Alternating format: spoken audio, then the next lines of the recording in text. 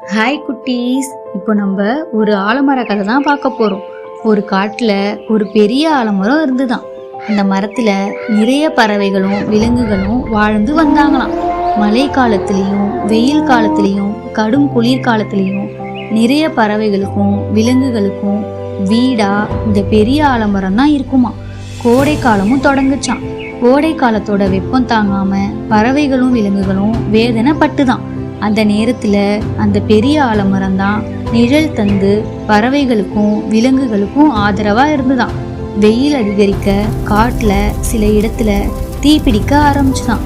இதை பார்த்துட்டு பறவைகளும் விலங்குகளும் ரொம்ப பயந்துட்டாங்களாம்.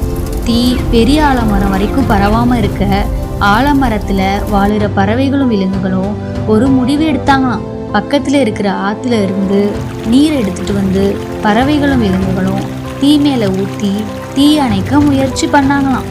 ஆனா என்னதான் தண்ணியை ஊத்தினாலும் நெருப்பு அணையவே இல்லையாம். தீ பரவிக்கிட்டே தான் இருந்துதான். ஆனாலும் பறவைகளும் விலங்குகளும் அவங்களோட முயற்சியை கைவிடாம தொடர்ந்து தண்ணீரை எடுத்துட்டு வந்து தீ மேல ஊத்திக்கிட்டே இருந்தாங்களாம். திடீர்னு காட்டுல மழை பெய்ய ஆரம்பிச்சுதான். மழை பெய்யறதுனால காட்டு தீயும் அணைஞ்சிட்டான். தீயும் ஆலமரம் வரைக்கும் பரவாம அணைஞ்சு போச்சான். பெரிய ஆலமரமும் காப்பாற்றப்பட்டுட்டான்.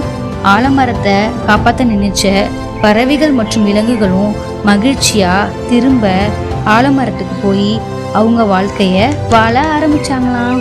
இதுல இருந்து என்ன தெரியுது குட்டீஸ்?